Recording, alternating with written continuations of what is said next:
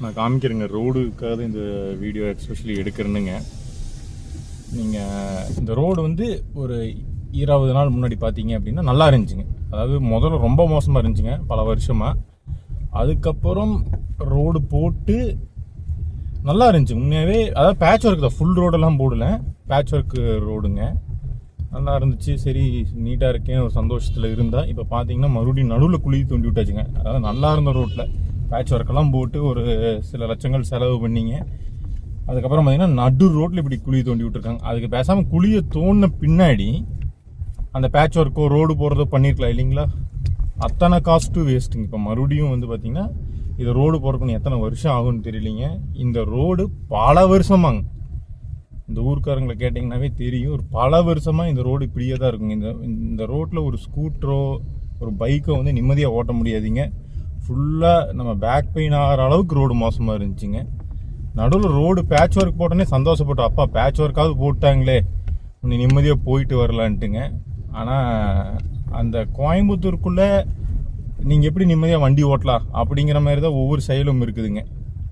தயவுசெய்து புரிஞ்சுக்கோங்க, road tax கட்டுறோம் இல்லைங்களா, எல்லாமே கட்டியும் கூட புதுசாக வாகனங்களாகட்டும் பழைய வாகனங்களுக்காகட்டுங்க ரோடு சரியில்லை அப்படின்னா இங்கே பாருங்க போத்தோடு எவ்வளோ பெருசு இருக்குன்னு என்ன பண்ணுறது சொல்லுங்கள். இப்போது சஸ்பென்ஷனோ இல்லை வேறு ஏதாவது டேமேஜ் ஆகுது, இல்லை ஆக்சிடெண்ட் ஆகுது, ஒரு சில குழியிலலாம் வந்து ஆளுங்க விழுந்துடுறாங்க.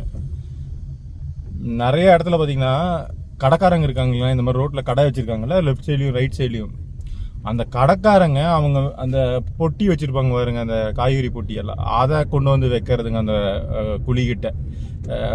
ஏன்னா அவங்க தான் கண்ணில் பார்த்துருப்பாங்க, அந்த அவங்க கடை பக்கத்துலேயே விழுந்துருப்பாங்க.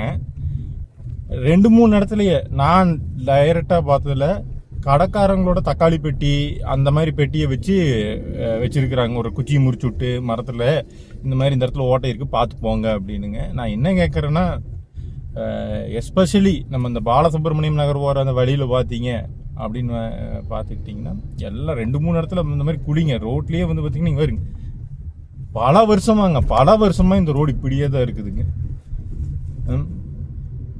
கார்களுக்கு சஸ்பென்ஷனோ பைக்குகளுக்கு சஸ்பென்ஷனோ கிளச்சோ போகிறதும் கூட ரெண்டாவதுங்க. அதெல்லாம் வந்து காசை கொடுத்தாவது தொலைச்சி நம்ம திரும்பி புதுசு போட்டுக்கலாங்க.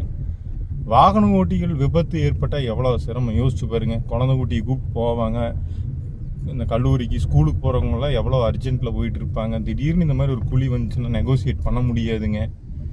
பாருங்க நீங்களே பாருங்க ரோடு எப்படி எவ்வளோ மோசமாக இருக்குன்னு மட்டும் பாருங்க. நானும் பதிவு போட்டே தான் இருக்கிறேன்.